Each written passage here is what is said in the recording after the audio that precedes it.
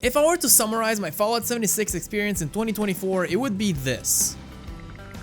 I remember in 2018 when the game originally released, everyone and their moms hated it. And I played it in 2018, I pre-ordered it, I know, not my proudest moments. But I have a confession, I actually had fun back then. But since the Fallout TV show's release, I got that extra kick in the butt to start playing 76 again after all the updates, and I will share with you my potentially controversial thoughts. I will start by going over some of the plot, and in the second half of the video, I'll talk about the gameplay, and that's where the sourness will come in. The game starts off with a cool animation, pretty low budget, but it does the job, gets you hyped, and then you're thrown into the character creation. The introduction section will have you go around the abandoned Vault 76, and I don't think much changed since release. I have to appreciate that the toilet paper in this vault is immersive. Bethesda even put a funny callback to the controversy on the mirror. Before exiting your room, you grab what is probably the coolest Pip-Boy design in the franchise. Fight me, this Pip-Boy model looks so cool. The vault itself is beautiful. It's colorful, untidy since there was a party that no one cleared after, but it really conveys the feeling of people having lived a happy life in the vault, which is rare for Vault-Tec. Each vault has their underlying purpose, and 76's is basically one of the most tame ones. At least for 20 years, after which they get you hungover and throw you to the wolves. Or ghouls and shit. Now, what I find most interesting is that as we exit the vault, the game gives us a choice to either start at level 2 or level 20, which the game actually recommends. Since I don't have any friends and want to have a raw experience, I'ma go with level 2. And the walkout moment from the vault is nice. Nothing will beat Fallout 3 in my opinion, but the view from the vault is really beautiful. West Virginia is a perfect setting, I would say, for a game like this, since it's pretty much rural America. It feels abandoned even today with no bombs. What's that? You're from West Virginia? And you're offended? Move. Here we have a Mr. Handy welcoming us, and he invites us to talk to the first human NPCs we get to interact with in 76. Now I'm excited. They say that a guy told them that there's a treasure in the vault which will play nicely into one of the first plot points in the game. They got scammed, there's nothing in the vault except crusty socks. I told you, Lacey, the guy was scamming us. And here's also where I had my first interaction with some players, at least in this playthrough. They didn't say much though, but I think I made some lifelong friends. I mean, look at us bonding and killing ghouls together. And then I started going on my own to explore. Oh my god, look at that. I didn't know the wasteland was so progressive. I mean, what country is that? Excuse me, Mr. Paramedic. I think you of all people need a paramedic. Time to make my way to the Wayward, what seems to be a bar where NPCs hang out, so I get a few quests. Oh no, shit is going down. Too bad it's time for you to get shot in the head, little bitch. As I talked to the bartender, she asked me for my help to attract some other gang members and ask them where the big mafia boss is, so I can put a stop to these raids. And I find the boss. Explain to me why the hell you're taking up my air. I promise I'll find the treasure for him and he'll stop attacking. Then the bartender says she's missing some friends while on an expedition in a mine. Keep in mind that we went to a mine to save 2 people. On my way, I find a couple of nudist players. Nice. I find one of the guys and he tells me that the other person is a female robot. I went to the place and saw that the only part left from the robot is the head. How convenient. Then I take it, use it as a gun to blast some stinky ghouls and head back to the bar. I put the head in a jug full of piss and I go on yet another expedition to find the body for the robot. Remember that the mafia boss told me to find the treasure and that should be the #1 priority? Yeah, well, fuck that, I guess. I go to this robot dealer and scam the shit out of him. I tell him that 1 bottle cap is worth $10 million and the dumbass falls for it. Is that so? Fine. Here, you may collect it upstairs. Fool. When I come back, Duchess, the bar owner, I never said her name until now, tells me that she's been hiding Crane upstairs all this time. Crane being the original owner of the treasure. He is now a Scorched, which is some type of variation of a ghoul. Here we get another choice, let him be shot by this guy, shoot him myself, or throw him out in the wild. And since I'm a nice guy, I decide to throw him in the wild. Before we do so, however, we grab a map and a keycard to find where the treasure is. Can you guess where? I'll let you try. Here are the options. Wrong. We're going back to the mine. So we back in the mine. Behind a locked door, we find this cool vault door, or rather, it finds me. And inside, there's a corridor leading to some type of computer/server room where I can insert a token and get a gun. Then, as I got back, I find the mafia boss hiding behind a pole like a coward, keeping my friends hostage. He asks for the treasure in exchange of everyone's lives, but me, being the big brain individual that I am, I tell him that the treasure is for people with small PPs. And he believes me. So now we get to keep the treasure, Mafia leaves my friends alone for good, and everyone lived happily ever after. Until I played more of the game because I had to review it. The gameplay is a mixed bag. Let's look first at the combat, probably the most engaging part of the gameplay. In one simple sentence, it's worse than Fallout 4, but better than Fallout 3 and New Vegas. Let me explain. The shooting can feel great. The weapons have weight, you can modify them, ammo is not too rare, because in Fallout 4 I always run out of ammo, probably because I keep missing like a dumbass. But the main issue is that the game's performance is somewhat lacking, we'll talk about that later, and there is lag. It's an online game, lag is inevitable, but let me remind you that this game runs on the same engine as Morrowind. Granted, updated and modded to hell, but it's still the same engine. Most of the time, it feels okay. There's a bit of delay from the bullet being shot and the enemy getting shot, but you might say, but Narivam, that's because the bullet has to take the time to fly to the target. Well, yeah, but not when the enemy is just 2 feet in front of you. Then it's a very slow bullet, you know? One thing though, I don't remember if it's the same in Fallout 4, but a third-person shooting is actually good, and depending on the gun and how open the space is, I actually sometimes prefer to play in third person. That is also an option, but unlike previous games, it cannot stop time since, you know, it's an online game. That can still come in handy, especially with some flying targets, because they're a pain, and they're too fast. While I have to mention that there is lag, most of the time, it's really not that bad. It really doesn't feel as great as, let's say, Doom, but it's very serviceable. And even when it does lag, which is a small minority of times, it's not as bad as a competitive game constantly rubber banding. Plus, I would actually argue that it's a pretty easy game. I mean, not to toot my own horn, but since I started replaying, I haven't died once, not even once, like drugs. The building system, or the camp system, is very interesting. I experimented with it a little bit and I made a little shack where I can sleep and store my stuff. A lot of the coolest additions are stuck behind the paywall, which is what sucks. But if you are to level up and unlock more schematics, you can still get a pretty good enough base. But it won't look as pretty as someone who paid for their cosmetics. Even without paying though, the building system is still better than Starfield. The survival mechanics are also still present. I remember at launch how annoying all of this was. I always had to stop and eat something because you would always be hungry or thirsty. And not only that, but food and drinks spoil too. Like bro, most of my playthrough consisted of looking in the garbage for shit I could eat. I remember even resorting to cannibalism because I just couldn't deal with it anymore. I think it was the most useful perk you can get at launch in Fallout 76. You'll be able to cook your food and boil the water to get rid of radiation and gunk, because that's obviously how it works. It's not that bad, it's immersive.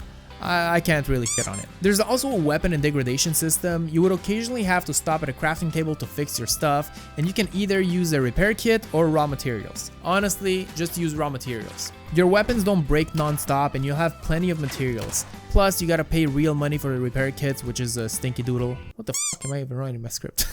In terms of the multiplayer, to be completely honest, I couldn't care less about the fact that this game is online. I mean, I know it's stupid to say that for an online game, which is built around that, but I don't have any friends to play Fallout with and I don't like strangers. So I end up alone.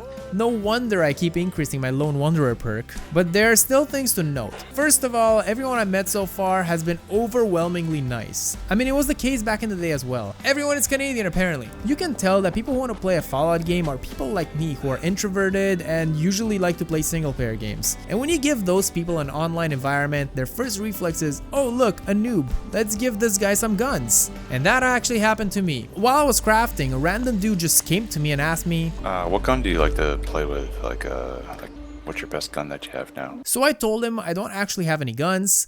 I used the starter one because I just started like 30 minutes ago. So the guy takes over my crafting table and crafts me a gun and a set of armor. Why so nice? They're gonna get you some ammo. Thanks a lot, man. You don't have to do this. No, that's cool. That's kind of like a thing in the game. Like a lot of people just help each other out. Anyway, shout out to Nick Brody. If anyone finds this guy, just tell him to watch this video and I owe you a beer, dude. This game also has events that you can do with friends or randos. In this instance, I was to clear out a nuclear plant and repair it, which was fun at first, but after about 20 minutes of clicking on broken pipes, I came to the conclusion that you're not supposed to do these events on your own. Man, I wish I had friends. In terms of other multiplayer functions, the game features some interiors that only you or your personal party would have access to, at least in a singular instance. And this is where most of the choice and consequence would happen, which I believe to be a satisfactory feature for the RPG lovers of Fallout to have some choice to make, because I actually don't see a better way to do that. So overall, good feature.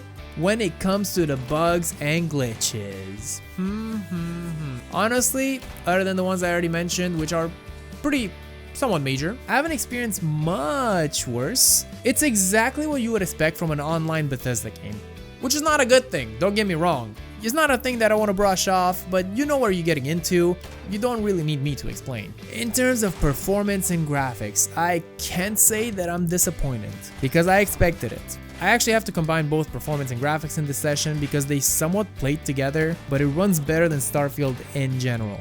The graphics, however, I play on medium, they're bad.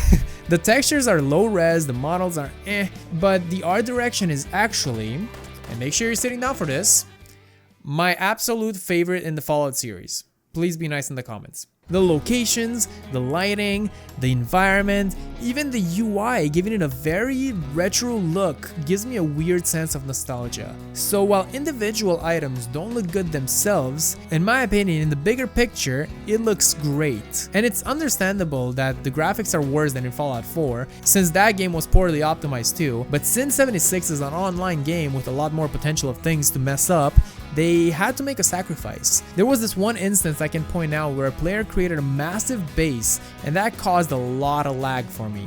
You can only imagine what else they can do. I mean, just imagine 5 players deciding to all shoot nukes at the same time.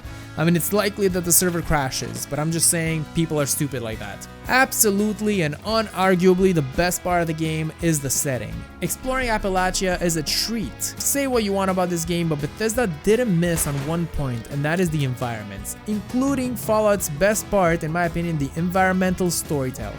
There's nothing better than exploring a dead world, coming back to life while listening to my grandpa's boner jams and shooting zombies. Oh, excuse me, ghouls. There's this side story that I can show off as an example. There's this part of the map close to the Vaultec University filled with frat houses, and there's a quest that has you explore one of these.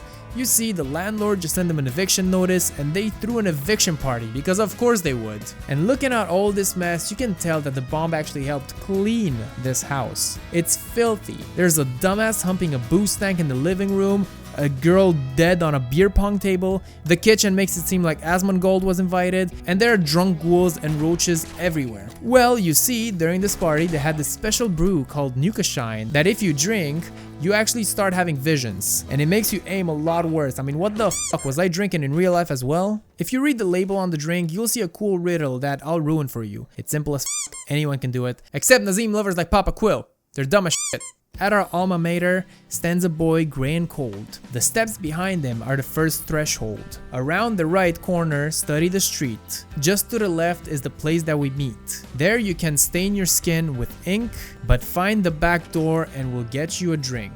And behind this Nuka-Cola fridge, there's a cool hidden bar with a hidden meth lab and a robot where you can actually get the recipe for this Nuka-Shine yourself. Listen, that is not good storytelling. But it's really cool to discover all of these places, and there's so many more in the game. And honestly, that's what I love the most about games like Fallout 4. I don't really care that much about the main story or whatever, but the lore and environmental storytelling are really good. The NPCs are great. Thank God. I haven't played for hundreds of hours, but I can confidently say that, at least in terms of dialogue, NPCs feel great and they all have distinct personalities. I already showed you an example of the robot getting scammed by me, but other characters that are really cool are this ghoul dude that you meet at the bar. I was coming back from a pickup in the truck when I feel this rumble, and then quiet. Then a whole lot less quiet.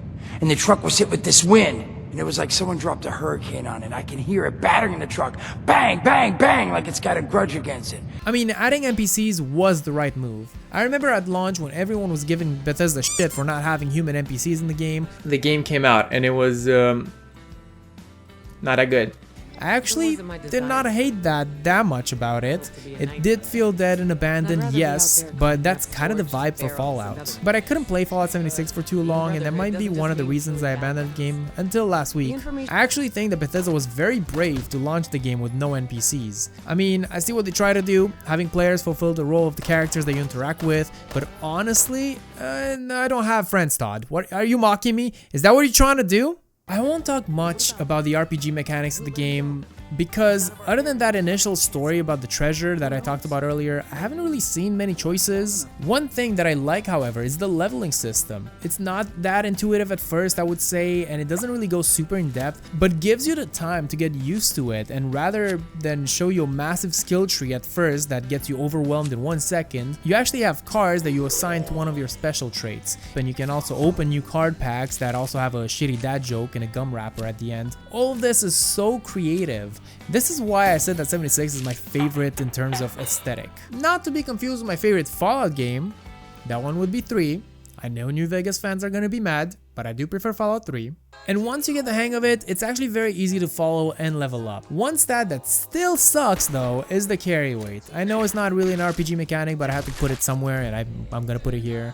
I think gamers are moving in the direction of hating inventory limits, and I'm starting to feel that way too. I don't think that having unlimited inventory is a good idea either, but something needs to be done. I spend way too much time in menus for my own good. So in conclusion, do I think that Fallout 76 is a good game? No. The game is still buggy, graphics and performance are bad, and there isn't a captivating main story. But it's really fun. It's one of those things that you know is not good, but you still enjoy doing it. Like eating fast food. I mean, I know Burger King is not healthy, but when I get a Whopper, Junior, Double, Triple Whopper, it's a good day. I will keep playing Fallout 76 because frankly, I missed it. There's a weird nostalgic feeling there, and it's enough to fill the Fallout void for a while. At least for me. There's so much to do and explore that honestly, I am very excited to get back into it. And if you can see past all the flaws, I really recommend giving Fallout 76 another go. And if you're an Amazon Prime subscriber, you can actually get the game for free on Xbox and PC. Sorry, PS5 players. You have until May 15th, 2024 to redeem your code, and that's how I got the game on PC as well. I'll copy the link in the description if you're watching this before May 15th. A massive thank you to my Patreon subscribers who continue to support more and more content here. Your name can also appear at the end of my videos, and you can be roasted to bits if you choose the Nazim Lover tier. I know I haven't uploaded in a while, guys. I'm sorry for that. I actually started a new job recently, and it's been a little hard to just get used to the new groove, but now that I'm back into it, So leave a like if you enjoyed, subscribe if you're not already, and click on this video if you want to see some cool Skyrim mods that add survival elements. Better than Fallout 76, might I add. Or you can click on this video, which is very old, but it's me playing Fallout 76 at launch. You can see the contrast, and you can see how much I've grown, and how shit my videos were back then. Anyway, go ahead, now leave me alone.